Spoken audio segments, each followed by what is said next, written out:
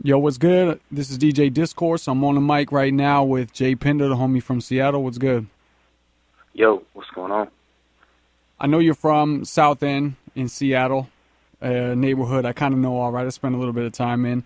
Um, so let's just start with that on the basics. Tell me a little bit about that, your neighborhood, your area, the people you grew up with, and how you got into rapping. Well, yeah, South Seattle, man. It's I think I don't know if it's correctly or accurate, but I think it's one of the most diverse areas in the United States. As far as cultures go. So, it's a nice mix of people, and um, it's just not it's the urban side of Seattle. And I grew up there, going to school, playing basketball, typical stuff. Bunch of homies rapping, doing crime, doing what they got to do, I guess. And here I am rapping. I don't know how I got into rapping. Really, I think it was because my uncles rapped. My uncles rapped, and I sung. I grew up singing in the church. And once you go through life and you figure out what works best for you, rapping just fit a little more than singing. Although I'm still singing and doing a lot more singing more now than ever. But rap it's just me. So that's how it started. It just kind of was natural a little bit for you. So, and then here's this. Connect this to me. Humble beginnings like that, and then now you're working with cats like Jake One on a regular basis. Tell me about those relationships and how you came in with like him and Vitamin D and whoever else. Those big Right. wigs really in the hip hop industry in Seattle. It's funny because Jake One is a producer I've admired for a while before I even knew anything about him. Like I heard him, first on the G-Unit Bay for Mercy. Like that's when I first heard him, and I was like, man, I want to work with this guy. And I had no clue he was from Seattle or I had any ties to him or knew anybody that knew him. So it's just funny how life works. I was with a company called Sporting Life Records out in Seattle, and Vitamin D and Sporting Life shared a studio. So naturally, I had met Vitamin D. Me and Vitamin D started working. Vitamin D is pretty much the guy who's responsible for anybody and everybody to come out of Seattle, outside of Sir Mix-a-Lot. But, Hmm. since then, Vita's been, either the engineer, the producer, or had his hands in teaching them how to make the beats or, rap or whatever. So, big shout out to Vitamin D. Without him, I wouldn't be, anywhere. But Vitamin D, taught Jake how to make beats, and Jake, was good friends with Vita growing up and stuff like that. So naturally, me and Vitamin D, I got a chance to hook up with Jake, and me and Jake been rocking, and now they're two of my big brothers, mentors, and everything. So it's definitely been a blessing and quite lucky of me.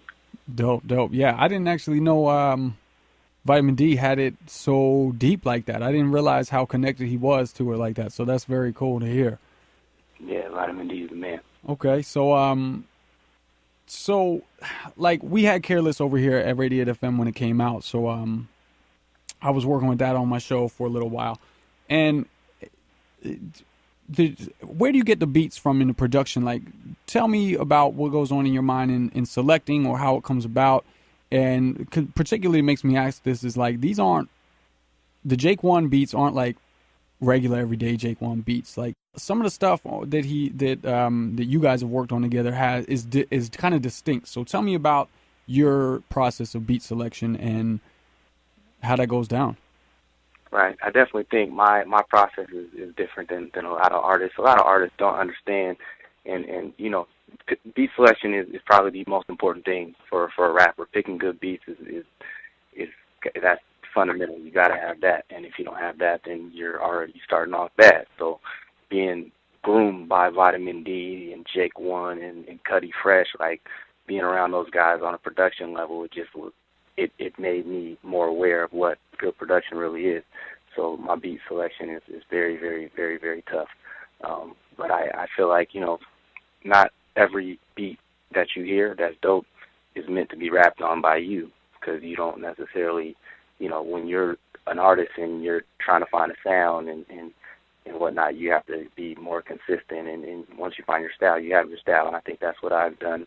And, Vitamin D and Cuddy Fresh and Jake One are responsible for my sound. So when I'm I do a lot of post production on the beats too. When from Cuddy to Vitamins to Ill Mind, like if you heard Some Kind of Star on Careless, like that was an Ill Mind beat. I did a lot of post production on that, bringing in guitars and changing in the feels. Like the Jetstream, I think Jetstream is the track you're probably talking about off of Careless. It's Jake one. Yeah, specifically, yeah. Yeah, that one we brought in, live guitars and strings and all that. And that's all stuff that, went on in my head when I heard it. This is how I wanted the song to climax and emotionally this is how I wanted it to speak. And so, it's definitely a collaboration between, the artist and the producer.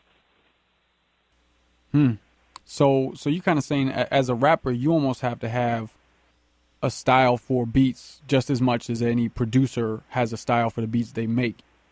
You should. I mean, I don't think you have to. Not every artist has that, but I think that's what separates some of the great artists in general, not just in hip hop, but in music. Period.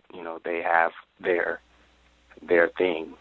And of course they sound good over other things as well. But there's just something that they do that's them. That they've created based on who they are, and I think that's what I'm trying to create. Is music. My music has to represent me, so that goes from the production to my lyrics and everything that I put into it. So when it comes to the beats, I have to, find a beat and hear a beat that's me, that inspires me to rap on it or sing on it or whatever, first of all, and then that also represents who I am. And that probably contributed to, I'm going to, reach a little bit here, but contributed to you getting on the Finn Records? Like, are there any other hip-hop artists on there, or is that just you holding it down with all those other acts? It's just me. It's been a cool, situation. Finn is a new label relatively to Seattle. It's been a couple of years, but they've done incredible things in the years they've been in existence. And, I've definitely been one of the main ingredients over there, and it's been dope, being around people that think differently, than your traditional hip-hop labels and stuff. It's a breath of fresh air, really, not having to deal with, the negative things that come with hip-hop, So last question, with the way the music industry is, with the internet, with all the kind of regional sounds and everything that's going on, people can listen to whatever they want. They have access to a lot of it. So, why should people tune into you? Why should they look at hip hop in Seattle? I think what Seattle's doing is it's one of the only regions, the Northwest that hasn't had a run. You know what I'm saying? And I think that we definitely have a different sense of everything, style and perspective that people should definitely look into. The music is dope. Everybody seems to have their head on. Nobody's really trying to trick the consumer into buying a million of their songs. They're more doing it for the right reasons, and that's for the culture and for the sake of music. And I think that's what we miss sometimes while we're trying to chase success and everything, is that we are also building a world, and we affect people in general outside of what they listen to in their headphones, but what they think in their heads. So, that's what's good, man. Yeah. Jay Pinder, it's been good to talk to you, man. No doubt. You too, man.